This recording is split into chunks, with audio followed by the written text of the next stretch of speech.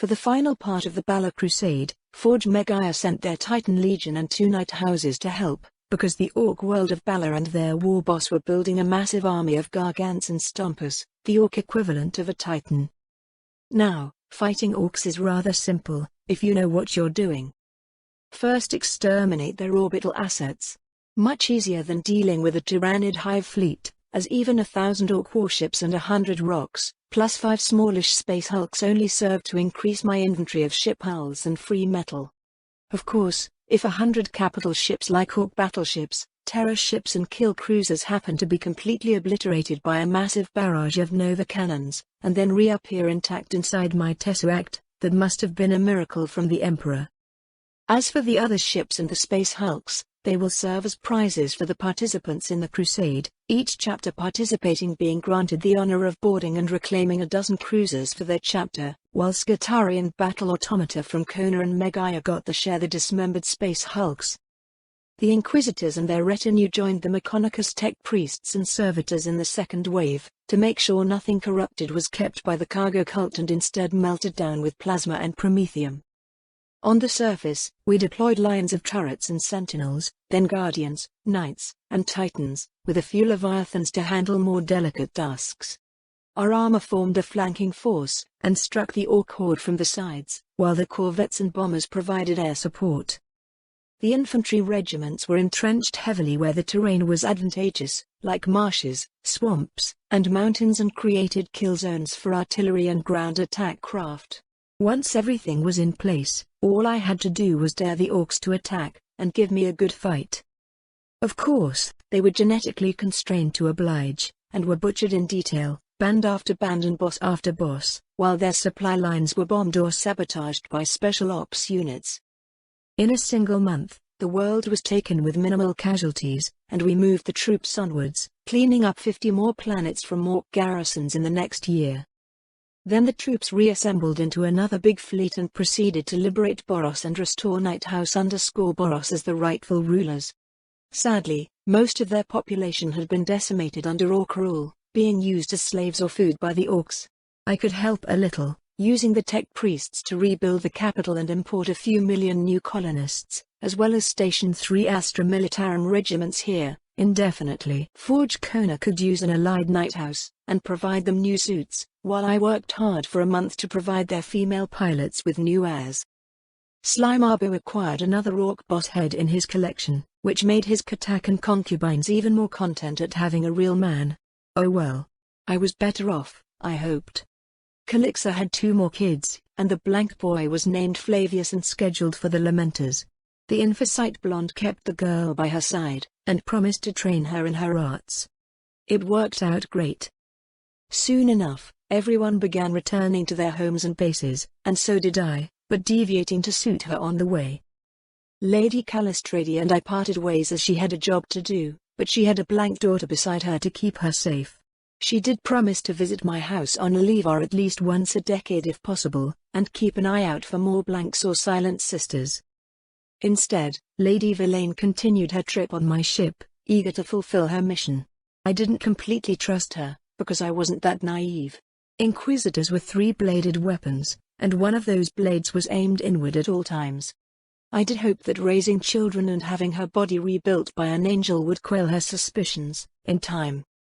A month later we arrived at Suta to find it under attack again, this time by more Eldar corsairs and a band of chaos traitors, as an unlikely alliance as it might seem. Even worse, the system was covered by Tyrannid silence, a clear sign of another hive fleet being drawn by the Pharos beacon. On the bright side, there were 2 more Inquisitor ladies on the Aegida fortress, named Adriel_Quist and Ezu_Grail.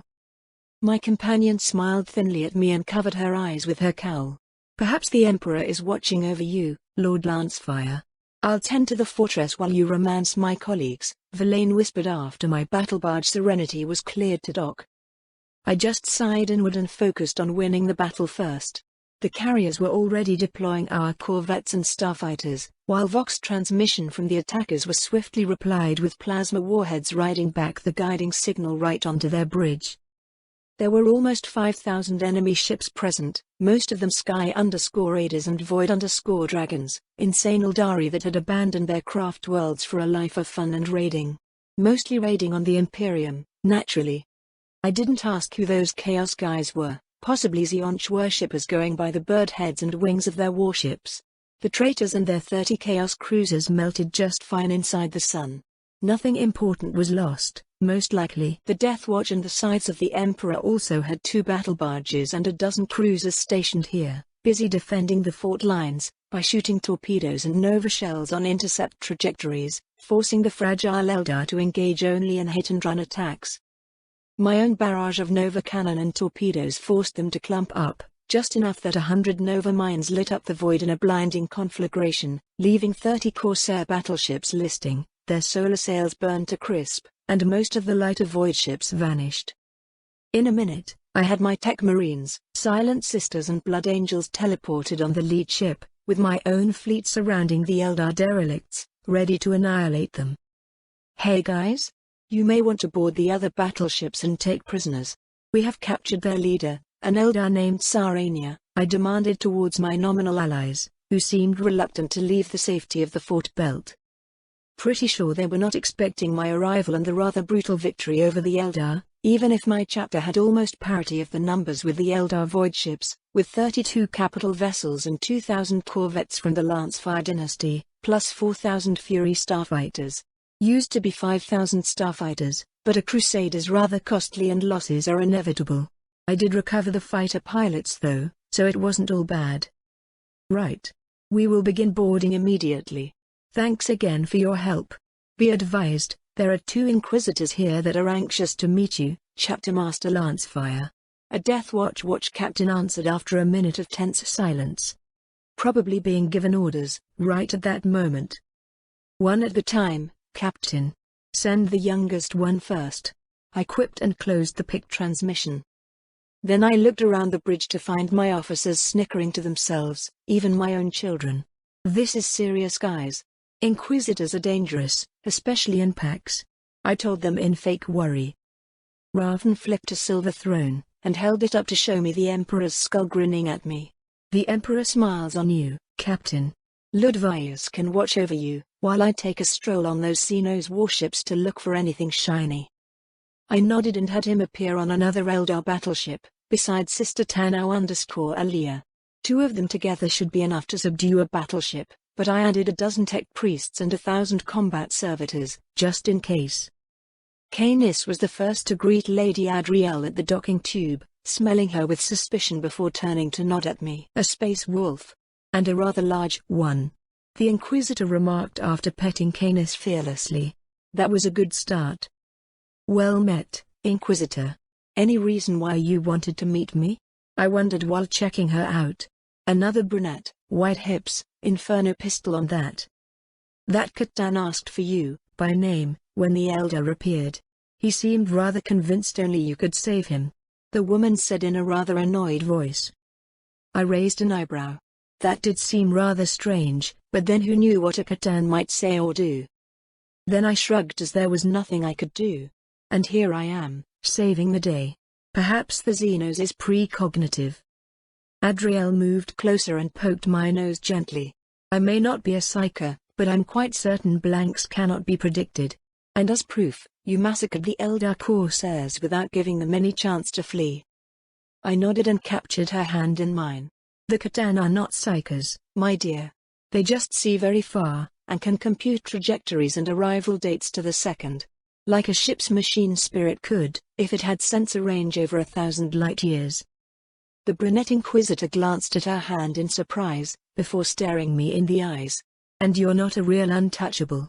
I have met a Silent Sister once, and could barely stand her presence from meters away. I politely kissed her hand, then placed it on my elbow. I am not a real Astartes either. Only natural organs, and they all work fine. Woof. Canis confirmed with a joyful tone. All natural, you say? Perhaps you can tell me all about it, at dinner. I am rather starved. The woman asked and walked beside me like a princess. Oh well, I did buy lots of expensive food and drinks, in case my Rose was here. But as she was not, I'll make do with another Inquisitor. Much later, I entered my shower to wash off the sweat and tend to the scratches on my back. Lady Adriel had been really starved, for decades maybe. Then again, she was perhaps too paranoid about genestealers. It wasn't like they really were everywhere, even if I did find, well, they kinda were everywhere, in fact. Even on Oliva, with that cult of theirs. Might need to ask Trazyn for a genestealer detector of some kind. Leaving the good Inquisitor to rest, I headed towards the teleport room, and entered the Pharos with Ludvius at my side. A stern woman with a ponytail and a dozen men in her retinue were busy interrogating Zorhulash, using some arcane device of possibly Xeno's origin, and a robed psyker with gouged eyes, glowing with bluish tendrils of warp lightning.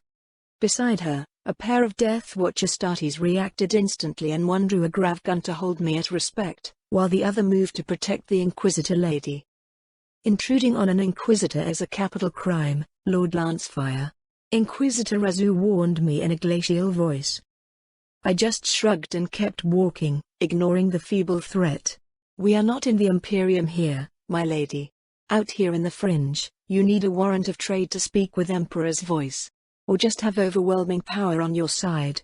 I explained politely, walking past the menacing psyker and through his lightning cloud, until I stood face to ankle with the huge humanoid shape of the Catan.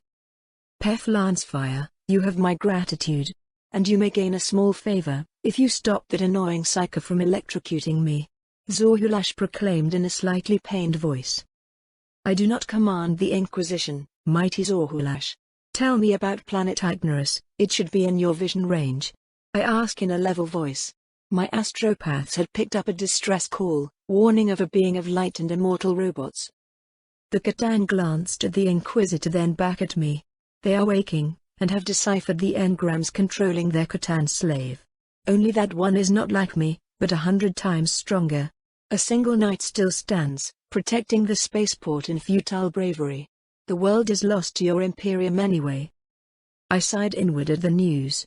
A transcendent Catan would be impervious to any normal weapons, so possibly only a vortex warhead might work. So I turned towards Lady Azugrail and held a finger up. I will need an hour to deal with that mess. I explained politely while vanishing her retinue inside me tesseract, and bringing out the sounding board and a vortex missile. What are you doing? How? The woman demanded, walking beside me curious and suspicious. I'm quite certain the exact details of this installation are classified and sealed, by the Inquisition and a certain Primarch. If you don't know already, then you were not told on purpose, my dear, I whispered while locating the Ignorus world, where a pair of Ken-class tomb ships were slowly emerging from deep underground, while shuttles filled with refugees were struggling to reach the last departing transports. A wing of Necron interceptors sped by and struck, blowing up the slow transport shuttles and ending the hopes for the remaining citizens stuck on the surface. Already the merchants and transport ships were speeding away from the planet, hoping to reach the warp limit with whatever refugees they had on board. Guardsmen and PDF troopers were being overwhelmed at the spaceport's edge, and that night was still fighting, an arc lightning weapon striking everything in front, melting and blowing up dozens of Necron warriors with each shot. It was futile anyway. There were millions of those infantry troops, and behind them there were Necron monoliths and anti-grav tanks, advancing slowly but inexorably. Go and support the knight, Ludvius.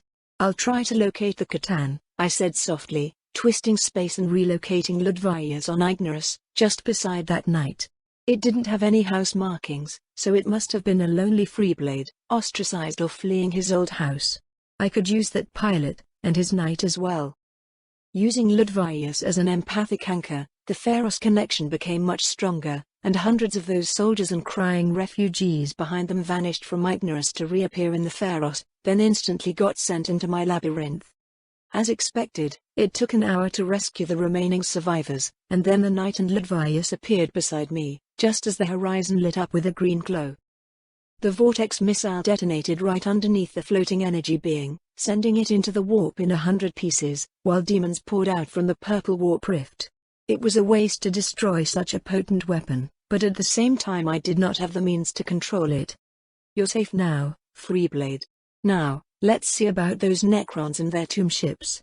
I spoke gently as the knight locked on me, observing me with a raised weapon, while the gouges and cuts on its armor were slowly repairing by themselves. That was possibly an archaeotech device called a blessed_autosimulacra, using forgotten technologies to repair a machine to functionality, which would be tremendously useful, as well as the anti-Necron arc weapon housed in the right arm. Another weapon materialized next to me, this time a cyclonic torpedo. Simply burning down the place would not be enough, as those two ships were rather durable, especially if their shields were active. Then I just took out my rosette and began the activation sequence, glowing codes and runes lighting up on the cyclonic warhead, while my guests just stared at me with indifferent saw-gritting teeth. Where did the Exterminatus torpedo come from? Who is this knight? The Inquisitor demanded in cold outrage. The torpedo was given to me by Primarch Khan. As for the Freeblade Knight, I answered only half attentive. Here, my own tesseract could see and control everything, and thus I could see the pilot, an elderly woman with a cruel slash marring her face, body near death and kept together only by willpower. "You're sending that torpedo to Ignorus, my lord?" the pilot asked in a cold rage. Everyone seemed to have opinions these days. It is a Necron tomb world, my dear. Millions of them in the galaxy as well, though few contain C'tans and Necron fleets. Only the crown worlds of their dynasties, I suspect. I replied in a patient tone, while running a final check on the humming weapon. Good then. Burn the Xenos and send them to hell. The lady pilot muttered and collapsed in her command throne, possibly exhausted and tired to death. Don't die on me, pilot. I vanished the woman into the labyrinth, keeping her in stasis until I could fix her aged body. A bit later, I began a new mind chat with Lord Trizin, finding him away from his home world and instead on board the Blackstone Fortress, with a retinue of cryptex and tech priests and a couple of Jokero orangutans, running complex code tests on a giant cannon with living stone wires leading to a half-human inside an egg-shaped control room, filled with blue liquid. That must be the blank pilot of the Side Titan, and the weapon itself. Congratulations on your success, Lord Trizin. May I propose a small trade until our weapon is ready to fire? I asked with a wry voice. I should have known you're observing me, with whatever means you have, stranger. I know you're not using the celestial orrery, because I just did, for a huge price. So what is there for me? The Necron asked rather irate. A new dynasty has awoken, on Ignorus. Perhaps, I can arrange a small accident for them? I proposed as the Exterminatus torpedo began humming under my hand. Trizin took out a green cube and rapidly located that world using some obscure engrams and a data wand. Oh yes. The Atun_dynasty. It would be quite a boon, especially if you can also remove their transcendent weapon. I also have those Tau technologies repaired and your Titan rescued, Trizin exclaimed, holding out another Nexus arrangement device and a pair of bone wristbands, which were totally not mind control devices. He stored them into the Nexus and let it fall, certain it would not reach the floor. And it didn't. I held my own Titan in my hand, and it even included its Heresy-era princeps, a woman named Day_Vergors. Now, this was a massive deal, for my future plans. So I focused on Ignorus and launched the Exterminatus, and watched the planet ignite and detonate, shattering the underground vaults and the Necron armies and fleet. It was still draining and tiring, but I couldn't let that small fact stop me. Then I checked on the Necron world of Sarlocc, to find it covered in 1,000,000,000 hungry Tyranids. Oh well, an incendiary torpedo will be enough then, if the defenses had failed.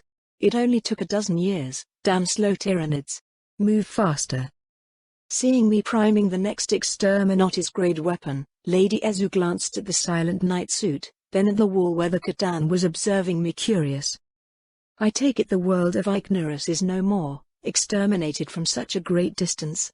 No wonder so many enemies attack this burned suit her planet and our fortress. You can even send and recover people from distant worlds, at your whim. She deduced while measuring me for another purpose. I nodded wisely, while releasing the last safeties on the incendiary torpedo. This baby is going to Sarlocc, another Necron world covered with the feeder elements from 3 tendrils of Hive Fleet Kraken. Nothing much to eat there, except dead robots and now a small ray of sunlight, I said softly as the torpedo vanished to ignite the atmosphere and incinerate about 1/3 of the remaining Tyranid fleet. The rest of the bioships in high orbit escaped and began moving away, while their brethren screamed and boiled alive as the sky rained fire. The Tyrannid were learning to be cautious, it seemed. But avoiding planets would starve them too. And now Sarlocc is gone too. Any other enemy you want eaten by Tyrannids, Lord Drazin? I asked in faint amusement. The Necron Overlord checked his galactic map for a minute. Who else? Who else? So many enemies, so little time. Perhaps the Charnavok dynasty on Bardic? Fearonthuk was always so high and mighty. I scanned the void for a suitable Tyrannid tendril, and located Hive Fleet Perseus on a direct course for Macragge. Someone was really sending enemy after enemy on those poor Ultramarines. Not anymore, not if I could help it. Focusing my mind on the sounding board, the beacon shifted on the Necron world of Bardic, thus directing any nearby Tyrannids towards the potential food source. Then I began instructing Ludvius via the brain implant, before sending him back on Lever to bring back the Lancefire dynasty's private fleet. The warpless engine void ships could arrive in a week or two, depending on their starting position, while the torpedo destroyers could travel on the warp engines and arrive behind the Tyrannid fleet approaching Sutha. Until then, I still had 9 vortex torpedoes and 100 nova mines to destroy the largest hive ships and clusters of smaller bioships, right from inside the Pharos. Should have known that the Tyrannid hive mind would also deduce the source of the constant attacks, and would send a punishment fleet to end this threat to their race. Soon, the Pharos and its entire home planet would need world engines and begin to move, or no defenses could hope to save it. That will take some work. While completing my task of ambushing the Tyrannid fleet heading for Sutha, a part of my mind was busy digesting the new STC database from Drazin.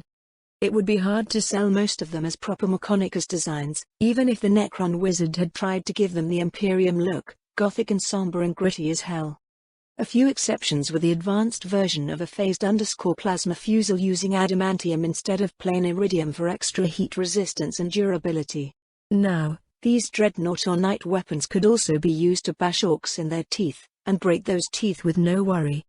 I could even mount them on tarantula turrets or light armored vehicles like Chimera and Weasels, which should be doable after Forge Retribution started a new manufactorum line for these heavy weapons. Same for a few Tau shields, which could possibly count as refractor shields of an ancient design. Maybe. As for railguns, the Imperium had precious few such weapons, mostly sniper rifles and missile accelerators, and even those in very limited quantities due to the advanced technology that was never properly understood and replicated from ancient archaeotech. Things like the Exotus rifle or the needle sniper rifle. But the most interesting and valuable technology from the entire database were not weapons, but the communication systems, including advanced mechanical cogitators and superluminal transceivers. For the Imperium, which depended completely on warp and astropaths for long-range transmissions, these devices would increase traffic volume and quality 100 times. They still needed astropaths to bounce off the signal on the edge of the warp and then onto their target, much like radio towers did. Kinda primitive and skill-dependent, but in a tight volume like an Imperial sector, hundreds of worlds could be linked into a comm hub, possibly on the sector's capital. Or a naval base, or Inquisitorial Fortress 2. Range was limited to about 10 light-years, though of course with repeater relay stations a message could arrive anywhere, barring accidents and gaps in the relays. Very useful for deployed fleets as well, as the ships could keep in contact simply by staying in range of their FT-air transceivers. For a transition system to the next technology level, it would work great.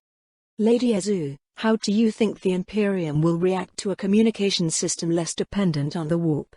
I mused gently as I sent the last Novamine into a cluster of destroyer-sized bioships, incinerating 1,000 and wounding many more. The woman tugged at her ponytail, letting her red hair fall down and frame her face, giving her a more pleasant appearance.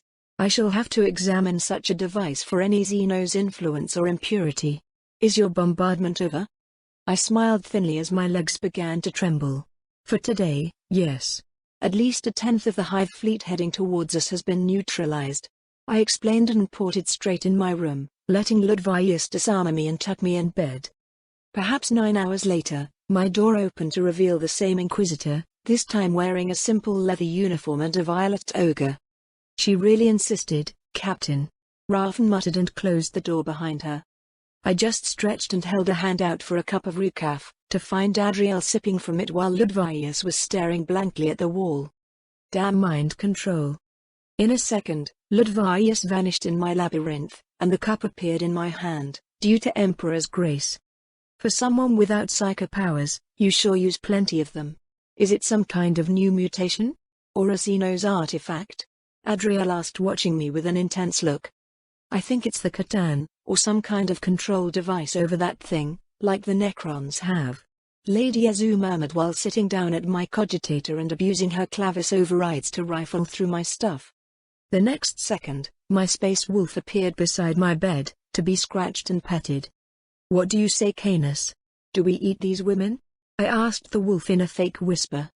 My wolf just snorted and walked away, pressing the button for water and gulping from the dispenser with thirsty laps. I can't believe you slept with him, Adriel. The other Inquisitor exclaimed in outrage, watching the recording I've made for recreational purposes. I can't believe you recorded. Wait. Your bodyguard does picked capture for all your bed adventures?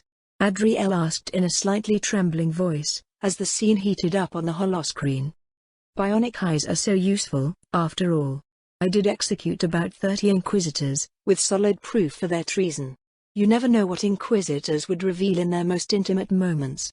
Want to see one having sex with a sludge demonette? I asked rhetorically. Lady Azu coughed politely and turned off my cogitator, before a demon jumped out. If you have such proof, then it is probably nothing to worry about, Lord Lancefire. Now, you were saying something about a warpless transmitter? I nodded and finished my recaf, while Adriel slumped and fell into an armchair, looking defeated. An Infocyte friend of mine recovered it from a research center, deep in Tau territory. The current theory is that the Tau are using an ancient STC cache to advance their technology at a fast pace, using weapons and templates from the dark age of technology. I lied with a wide grin, and held out a data stick imprinted with a dozen human-looking tech of alien design. An Infocyte, friend of yours. Tau territory, that makes it the Eye of Damocles. She wouldn't be Calixa, would it? Adriel asked, glancing towards her colleague with a knowing look. I am not at liberty to disclose ongoing operations, or operatives. Surely if you had the need to know, someone would have told you. You may examine the data stack, but no copies. Not until we know for certain how the Imperium would react. Especially the Astra Telepathica, I said in a stern voice, then threw off the bedding and entered my shower. Damn woman had said she had no psycho powers, and yet was able to keep Ludvius sedated with so much ease. No wonder Chaos Sorcerers were so adept at infiltration. People would only see what you wished them to see, including even Astartes. I was so glad for my blank jeans now. A few minutes later, I found both women examining the STC templates on my cogitator, no doubt after having made copies for their own use. It seems to work quite similarly to the Macarius drive, even though there are some signs of Xenos tampering. Lady Azu said in with a deep frown, and then turned to stare at my naked body. There was something in her eyes, temptation and revulsion and sadness. She probably lost someone, like everyone living in this hellish galaxy did. Really? You're thinking of bedding him, after you yelled at me for it? Adriel exclaimed in outrage, possibly reading her friend's mind. He is clean though, no sign of corruption. And he even showers himself. Lady Azu mused in a longing voice. Woo? Canis asked and stood up, his head reaching over the two women in a menacing stance. I just sat back in my bed, and smiled angelically. I only have time for 3 rounds, before my bridge shift starts. I explained politely as my spear raised itself for battle. I think the red-headed woman gulped a little, before throwing a warning look at her grinning colleague. This better never leave this room. And I get 2 rounds. Adriel grinned wider and leaned in her armchair. But of course, my dear. Enjoy your present. A dozen rounds later, I showered again and went to check on Zorhulash again, leaving those two sleeping in a mess of sweat and gene seed. If you want to live, mighty Catan, you will need to help as well. I have seen the Necron world engine, flying through the void. We'll need something like that, and move the planet elsewhere. I announced in a serious voice, holding out a data stick and a brain download implant. The Catan examined me for a minute, before nodding minutely. Just engines will not be enough. a reality cage and transdimensional beamer to assemble what we need at a higher speed. It would look like a green pistol to humans. Thus I began searching among my trove of Necron weapons for green pistols, proposing a few hundred green weapons and getting rejected, until the good one appeared. "And this thing will generate enough energy to move a planet?" I asked, a bit doubtful, holding the gun in my hand. "Of course not. But there are 7 more shards asleep beside me. We shall use one of them as a power source. The Pharos will lose some range, but we gain mobility and eventually a few weapons." The Catan proposed and pointed with his eyes at another wall. The living rock drew apart to reveal a yellow human shape, with tentacle hair and closed eyes. The creature felt strong and menacing, even asleep and bound with living rock chains. "What now?" I wondered, glancing at Zorhulash. "Now, you lock his location in your mind, and shoot him. He will appear in a transdimensional pocket, inside the weapon. Sadly it won't remove the binding, but it will allow me to convert his transdimensional mass/volume into engine components, what you call Blackstone." The Catan explained patiently.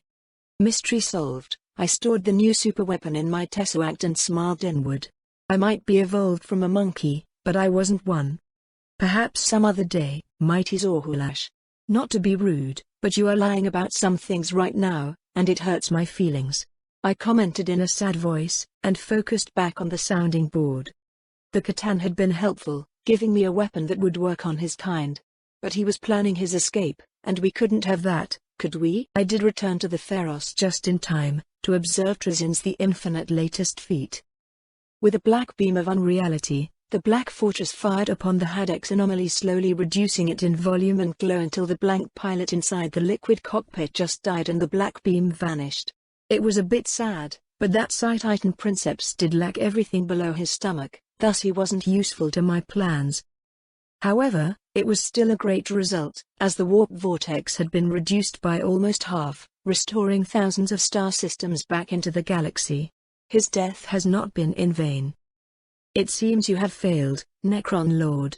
I am very disappointed." I spoke to his mind, letting my sadness filter through. "So am I, stranger.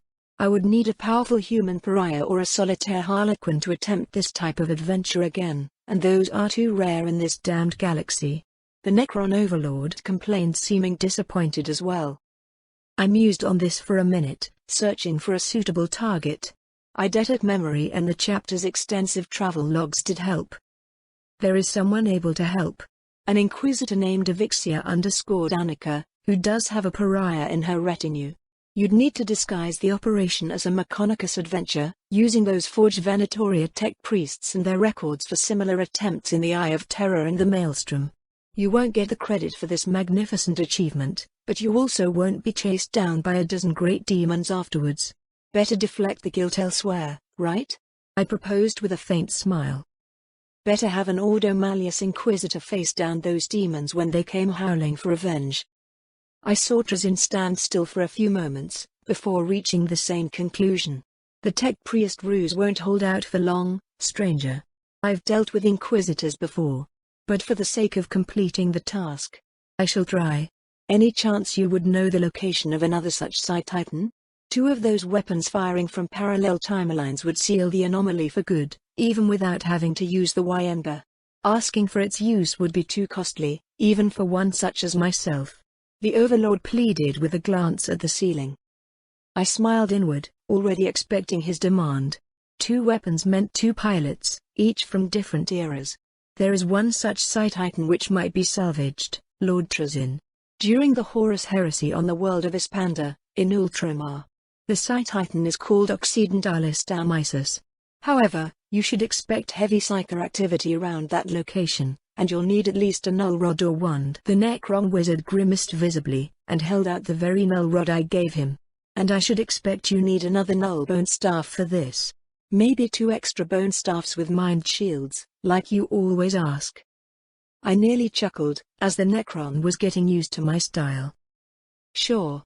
Those are useful to my agents, but what I need is the operation manuals for a couple of Necron devices. These ones." I explained and sent over the 5 Necron artifacts I had saved for this exact moment, including the new transdimensional beamer. If a Necron had spit glands, I bet Trizin would have spat in disgust.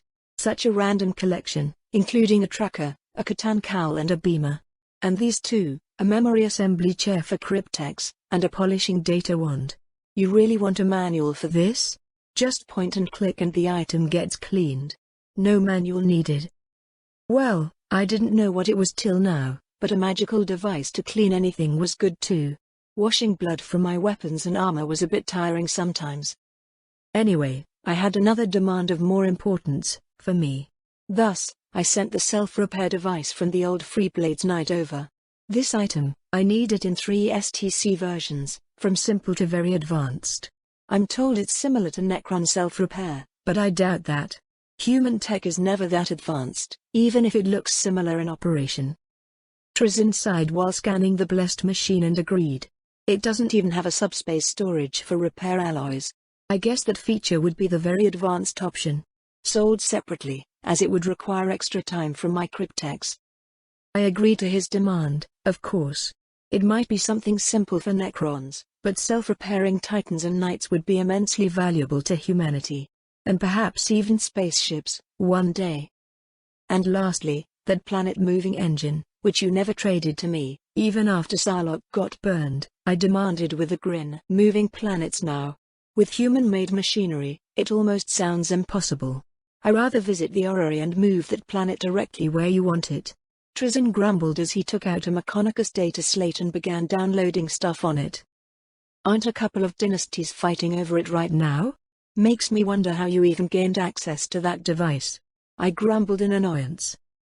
I cheated of course. But that's something for another time. I expect I'll hear from you in a decade, stranger.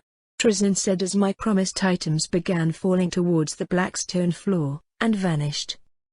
I didn't answer, of course. We were not that kind of friends, anyway. Plus being mysterious had many advantages, one of which was complete surprise. Poor Trizin could never rest, never knowing if he was being observed and judged, by a stranger with a puppy. I opened my eyes and looked Zorhulash in the eyes. Shall we try this again, mighty Zorhulash? I asked while reading and memorizing the instruction manuals for those Necron artifacts. I don't think Catan can feel fear, but perhaps worry flashed in his eyes. Is it so bad to desire freedom, Pef Lancefire? Surely you can understand my predicament. The prisoner pleaded in a clear case of a prisoner's dilemma. Nobody is truly free, my friend. We all have enemies, friends and duty. I have my duty and you have yours. Just ask yourself this, mighty Catan. Do you really want me as your enemy? I asked in a gentle voice, while playing with the green Necron pistol, that could in fact capture Catan's star gods and even greater demons. Only had 3 shots though, unless a Necron cryptek would recharge it. That would seem unwise, at this moment. He admitted in a suffering tone. I nodded in agreement, and stored the pistol back in the tesseract. Using advanced weaponry was a luxury I could not afford, not yet. Let's start again. World engine, reality cage and a Catan power source? We don't actually need all that, as you know already. The reality cage would be useful, mostly to prevent Farseers and those Immaterium dreams from finding us. As for propulsion, we could either use those slow engines provided by Trizin, or control the Tyrannid narvals to drag us away, much like they do for their fleets. You have control bracelets, so we just need a living rock harness inserted directly into the synaptic node. Zorhulash explained in a patient tone, glancing up at the data slate I'd deposited on his head. I twisted space and brought the memory device into my hand. This did seem to work, possibly. Like a carriage drawn by 100 dragons, tied with gravity chains instead of real ones. I'd have to feed the mind-controlled narwhals some biomass to give them energy, but I had plenty of orcs in storage to serve as fodder. Or even better, other Tyrannid corpses that would be soon arriving for this task. Even better, there was sufficient living rock around for 1 million such living rock chains to control the Tyrannids. So I took out the beamer and pointed at a wall and took a meter-wide bite from the indestructible element. Inside the transdimensional pocket, the living rock seemed alive, and easily malleable into whatever form I wished. Well, I suppose it was why it was named Living Rock, right? Took me a couple of hours of hard work to construct the control harness, which looked like a spear with a dozen spikes, anyway. It was a harness, it said so in the title. Then I took the spear out, and materialized the control bracelets on my wrists. With a mental push, I felt the harness activate, ready to inject nanofilaments into the target. A second later, a captured novel bioship appeared behind the gas giant, and my spear vanished to impale the synaptic node. Controlling the Tyrannid was complicated, as it used senses alien to me, instead of eyes or sound. First thing, I fed it 1,000 orcs for a test run, then grabbed a small asteroid and flung it into the gas giant. Of course, this happened in slow motion, and took many tries, but eventually it worked. An internal alert returned me to my own body, as the Inquisitors were awake and asking Canis for me. I guess mind-controlling those traitor astral claws could wait. These ladies needed some hard work to be turned to my side, both with logical arguments and my favorite weapon, my spear. It did take 2 weeks of daily hard work, until I knew I had something solid with these two, including an agreement to aid me in my personal quest for a blank humanity and other common goals like eradicating corruption and xenos wherever it was possible. And from this goal, we began sharing tiny secrets, like my daughter's exploits on Newsym or gifting them each a bone staff to keep their minds safe from intrusion. A speaker for the rogue traders, that would be a powerful tool indeed. My mentor, Haziku_Carmelus, has often found rogue traders involved in heretical and heretic deals. Especially those operating around the Hedex anomaly, Adrielle said in a hesitant voice, then bit her lips in deep thought. As it happens, I have some rumors of a coven of tech priests working to close the anomaly. The only success I know of was the Rapidity Rift at Medusa V, and a partial one with the anomaly. Their other trials with the Eye of Terror and the Maelstrom were not worth mentioning, so I doubt any of them survived, I whispered to them in fake secrecy. Ludvius knew better, but he didn't show any sign of protest, just patting his vambrace, which contained a null wand now. Made him immune to psychers and the Black Rage, but sadly those amazing devices were in very short supply. So you have an informant among the tech priests, might it be a Magus lady with a weakness for flesh pleasures? Lady Ezu asked with a teasing voice, and offered me her breasts to be suckled. It was a different kind of interrogation, but also effective. I enjoyed the flesh pleasures for a few minutes, then drew her under me for another round. She wouldn't get more pregnant, but her teasing had to be punished. Thus, I stopped just before her release, and offered my spear to Adrielle, who smirked and then swallowed her prize in victory. I need to start preparing my officers for combat, so the fun times are over, dear ladies. There are still a million Tyrannid bioships heading this way, if the silence didn't warn you enough. I explained while entering the shower to make myself presentable. I saw with my spy cam Ezu pouting like a young girl, then pinching her colleague in revenge. Adrielle shared a kiss, and probably more, as Ezu seemed a bit more content as I emerged from the shower. How do you even have 2 battleships and 5 battle cruisers in your private fleet? Plus all those cruisers and carriers, it is too much for a rogue trader dynasty. Adrielle asked me while observing the fleet deploying in defense of the Aegida. I shrugged and began dressing myself. Captured from space hulks and pirates, or from orcs and returned to service. We only had a light cruiser when I was young, the rest was paid in lives. I was beside the captain during most of his campaigns, starting from the battle at Antax. It is completely true. Ludvius announced with a stern voice, daring anyone to contradict him. Adrielle sighed and measured me with a discerning eye. There are many rogue traders, but no one is that lucky. She complained and entered the shower while shaking her head. The other Inquisitor smiled sweetly and joined her, teasing me with an enticing sway of hips. Fuck it. Another round in the shower then. It would take a month for the Tyrannids to arrive anyway. Damn slow insects. Of course, I didn't simply wait to be overwhelmed, instead sending the Lancefire cruisers and battle cruisers armed with Nova cannons on hit-and-run attacks on the Hive fleet, conducted a dozen drills and organized the Scythe's fleet for better coordination in battle, upgraded the forts and the fortress with extra weapons and Blackstone armor, anything I could do to gain an advantage. Having these 3 Inquisitor ladies supporting me in this operation was a great boon as well. While scouting the lower decks of the Astartes ships with a group of astropaths produced a couple more blanks and thousands of new gun servitors to be used as disposable crew on the defense forts. Sadly, the conditions on those lower decks were so bad that the poor men were irradiated and sick, and even with my tech priests injecting them with anti-rad medication and rejuve cocktails, they might only live a few decades and still remain sterile. These blanks would serve as portable defense in the Inquisitor's retinues, clad in purity armor and wielding only an adamantium staff. I was pretty certain they would be mentally indoctrinated to obey all commands like Skitarii, probably using the same Mechonicus devices. The Hive fleet arrived famished, and there was nothing to eat here, except ships containing warm bodies, so the bioships soon began chasing after food in hunter packs. Made it even easier to defeat them in detail, as my ships were many times faster on their real space engines, or they could micro-jump from one end to the other of the star system to engage a new target. Meanwhile, the Death Watch and the Scythes began using their teleport rooms to beam warheads instead of strike teams, as did the Aegida Fortress. We even had the fleet of Eldar battleships lined beside the defense forts, using captured Eldar to fire their lances on the Tyranids or get eaten alive. They may have been corsairs, but without soul stones their fates would be rather grimdark. So they manned their weapons and fired, with tech priests and silent sisters keeping watch over them. Well, I had the Tesseract anyway, in case of rebellion. And to capture more narwhals too, for the Celestial Carriage project. By the second month, my Lancefire destroyers that were available arrived to strike at the back of the Tyrannid fleet, adding 9,000 torpedoes and many lances and point defense batteries to our forces. Did I cheat and resupply the torpedo cells as needed? Hell yes. Did anyone mind? Possibly. Leading a crusade gave me a lot of leeway for what munitions I could requisition, and there were plenty torpedoes left to fill my pocket. Anyway, the heavy bright lance batteries of the Eldar battleships did most of the damage.